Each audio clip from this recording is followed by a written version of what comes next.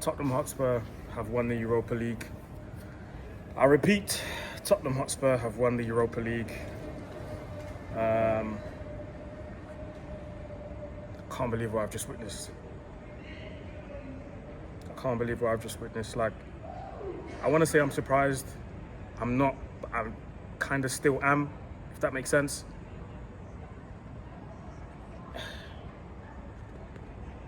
Manchester United as an institution, as a football club, as a brand, whatever you want to call it, is finished.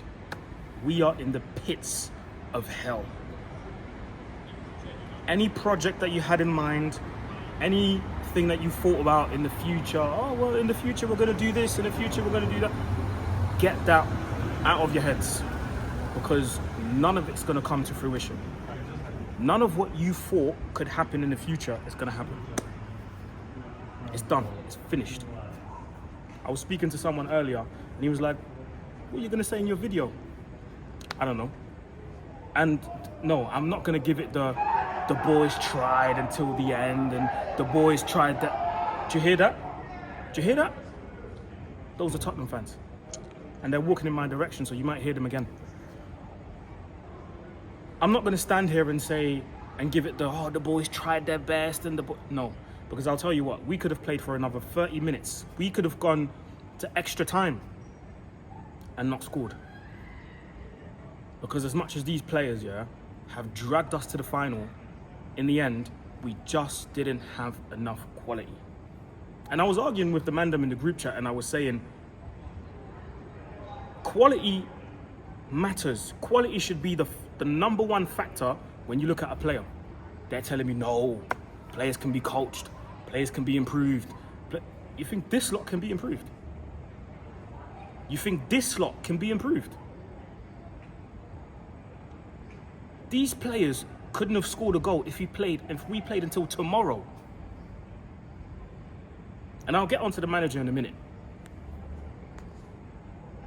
But ultimately, the quality matters.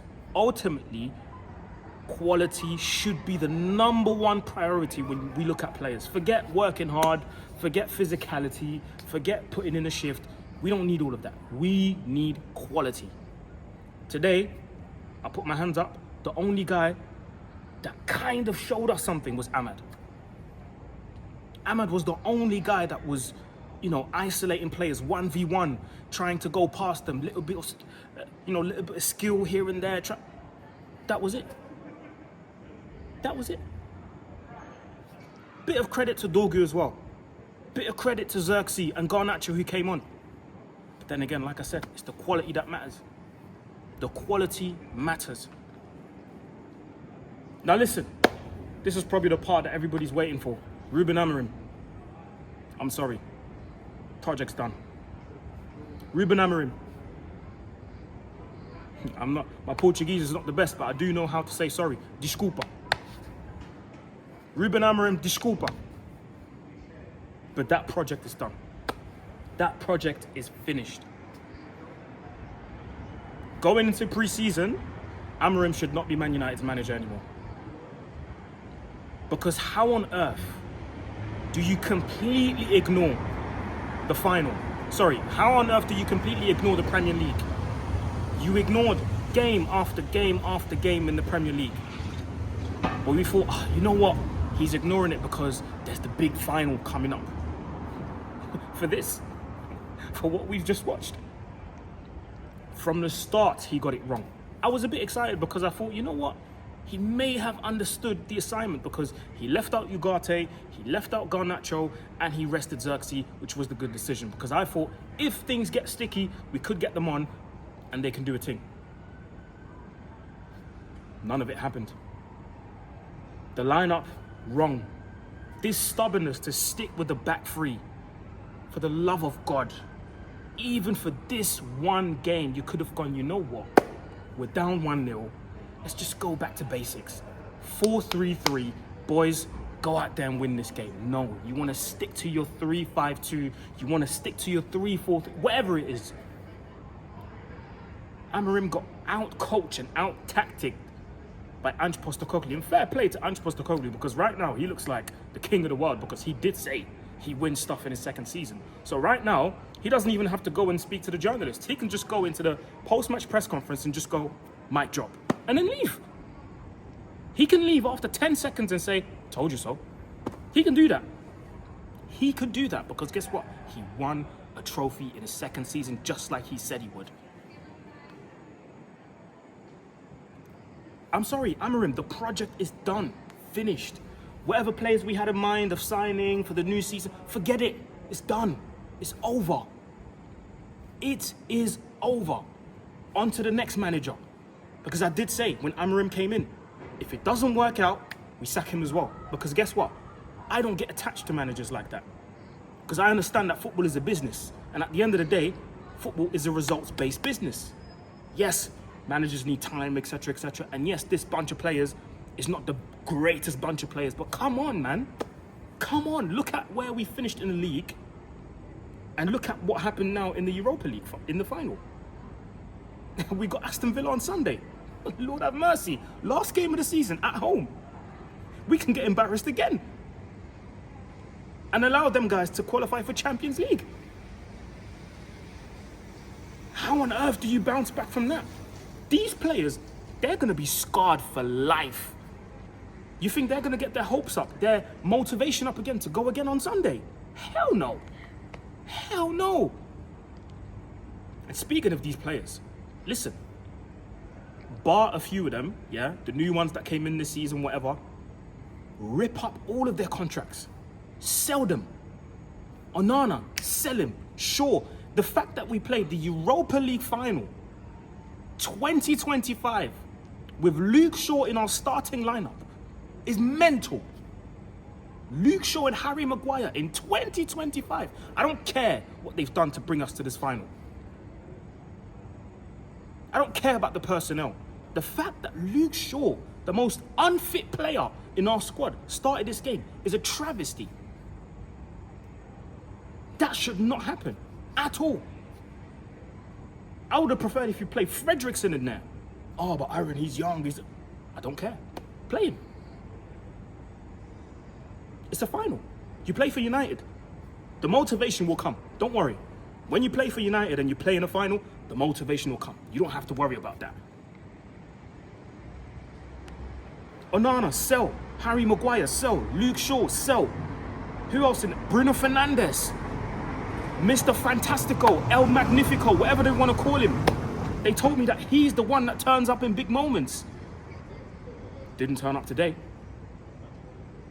Didn't turn up today. Mason Mount, Money Mace. The guy that got us a brace in the semi-final return leg at home. Where was he at today? It was just another cardio session for him. Sell him as well. Sell him as well. Garnacho came on, like I said, was a bright spark. But again, you're being selfish. You're trying to be the hero. That one chance that he had where he took the shot and Vicario saved it. All you have to do is slide in Dorgu, who was doing the overlap. But you've been doing this all season, to be fair, Garnacho. You've been ignoring my man for the whole season. So you know what? I'm not even going to blame you. You just carry on the trend at this point. Rasmus Højlund. Oh my God. And people, like, you guys have watched me on this channel for a long time, yeah? And you're probably going to wonder, raw, this is very unusual from Aaron to raise his voice. Because I usually don't raise my voice. Like, I'm usually very calm. Even, you know, when we got slapped 7-0, like, I didn't really raise my voice like that. I really didn't. But Rasmus Højlund has to be the worst footballer I have ever seen in my entire life. I don't care about age. I don't care about where he comes from. I don't care. If you look like you're tripping over the ball every single time they play into you, you don't deserve to play for Man United. You should be playing in League One, League Two, and you'll be lucky if you're in there, because over there, as soon as you get on the ball, they smash into you. Sell him. Honestly, I'm telling you, I don't care what manager comes in. We need at least 7 new players coming in, because a whole lot of them are not good enough. Amorim as well. Leave him in Spain. I'm sorry, I have to be honest now. Because remember what I said in the last video? How do you expect me to stand here and disagree with people that say, no matter what happens in the final, win or lose, Amorim out? How do you expect me to say I disagree? Because they have a point. They have a point. I'm yet to see what an Amorim team looks like. It looked great at Sporting. And listen, Sporting fans can message me all they want, telling me, oh, it was the same at Sporting. It was... Yeah, but at least you saw something. We're not seeing anything. And again, yes, the quality of the players, extremely low.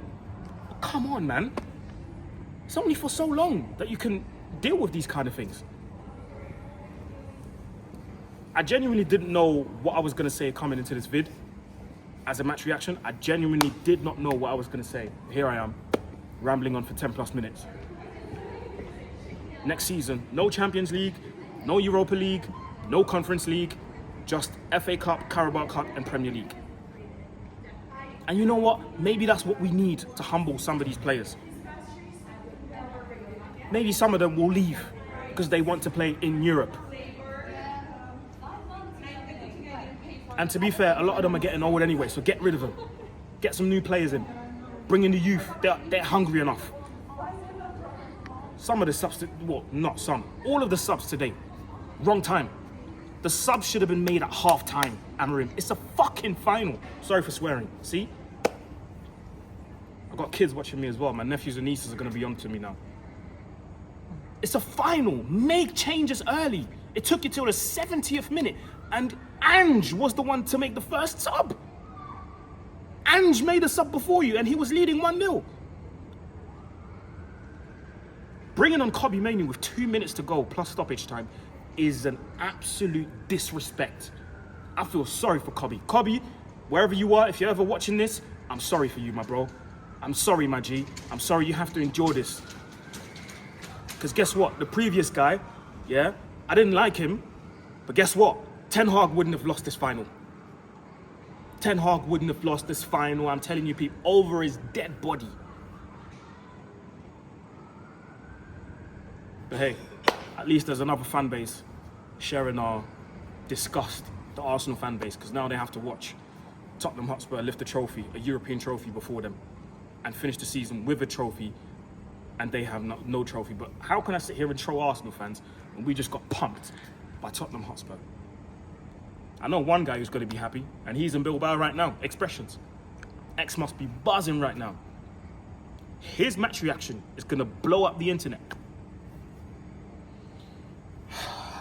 God.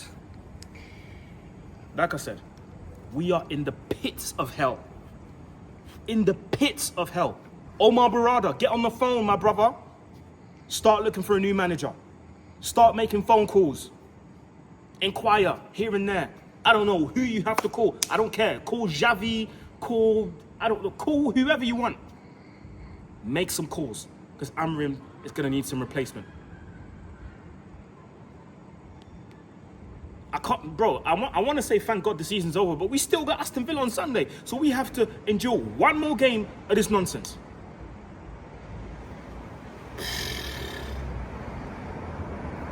Honestly, I'm absolutely fuming right now. And I'm going to finish this video off with what I said in the beginning. Manchester United, as a club, as an institution, as a brand, whatever you want to call it, is finished. Finished. If you want, like, share, comment, subscribe, and I'm out. Peace.